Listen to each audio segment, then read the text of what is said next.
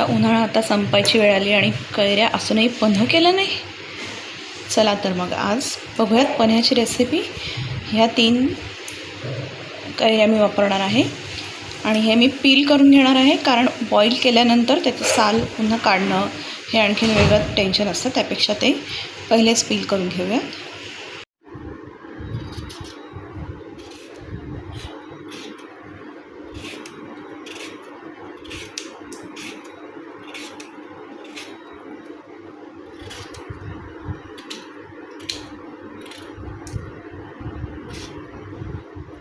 जिथे देठ आहे तो पार्ट जास्त पील करून घ्यायचा आहे. तिथे चीक आलेला असतो, त्याने वेगळाच टँजंट फ्लेवर येतो मँगोला. तो आपल्याला नको आहे. पन्ह्यामध्ये त्या फ्लेवरची काही गरज नाही. आता हे सगळं कुकरमध्ये टाकून पुन्हा एकदा वॉश करून घेणार आहे मी.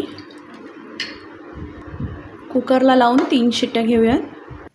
कुकरला शिट्टी येईपर्यंत आपण गूळ घेऊयात.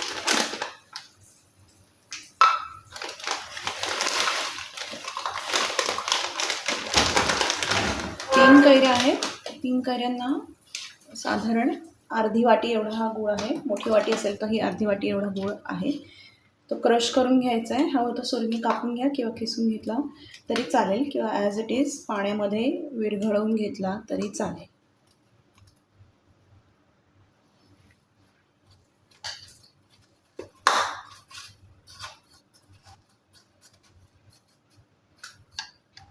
इक्वली क्रश करून घेऊयात, म्हणजे आपलं काम सोपं होईल.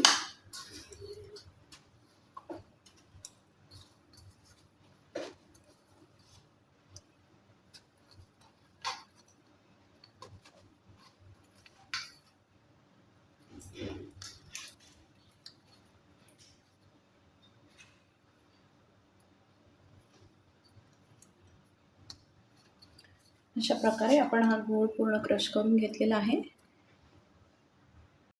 कुकर थंड झाला आहे. शिट्टी काढून झाकण काढून पाहूयात. शिजलेत.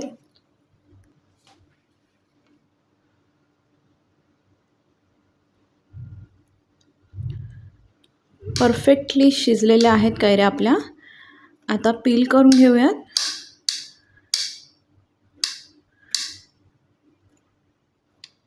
आणि थंड झाल्यावर मिक्सरला ग्राइंड करून घेऊयात. सोबतच गूळही टाकून घेऊया.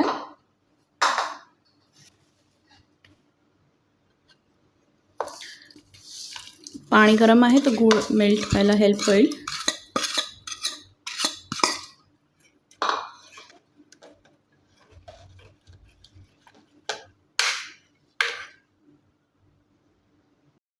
अशा प्रकारे कैऱ्या थंड झालेल्या आहेत आणि मस्क्युलर पार्ट सगळं काढून घेतलेला आहे आपण. सुंदर उत्तम कैऱ्या होत्या. थ्रेड्स अजिबात नाही आहेत. तरीही काही पल्पचे मोठे मोठे क्यूब राहिलेत, ते आपण मिक्सरला ग्राइंड करून घेऊयात. संपूर्ण प्युरी ग्राइंड करायची नाही आहे. त्याचं टेक्स्चर आपल्याला नॅचरल राहील असं ठेवायचं आहे. मिक्सर ग्राइंडरमध्ये टाकून घेऊयात.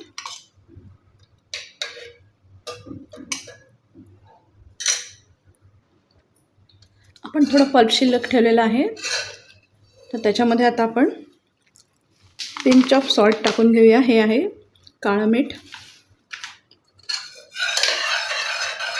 मिक्स करून घ्यायचं आहे.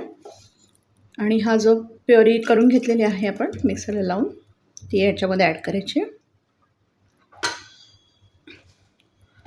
सोबतच 1 चमचा वेलची पूड टाकून घेऊया.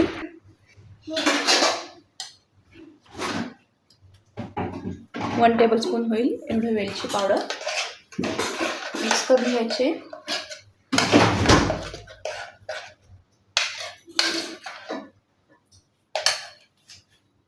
सर्व करून घेऊया. हा प्युअर पल्प तयार आहे. हे बाटलीमध्ये आपण काचेच्या बाटलीमध्ये ठेवून फ्रीजमध्ये सेव्ह करू शकतो आणि संपेपर्यंत आरामात वापरू शकतो.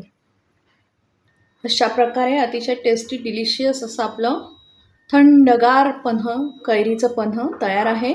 तुम्ही आजची रेसिपी नक्की ट्राय करा. उन्हाळा संपायच्या आधी कैरीच्या पन्ह्याचा टेस्ट घेतलीच पाहिजे. तुम्ही नक्की करून पहा. आणि आजची रेसिपी कशी वाटली हे लाईक, शेअर, सबस्क्राईब आणि कमेंट करायला विसरू नका. थँक्यू.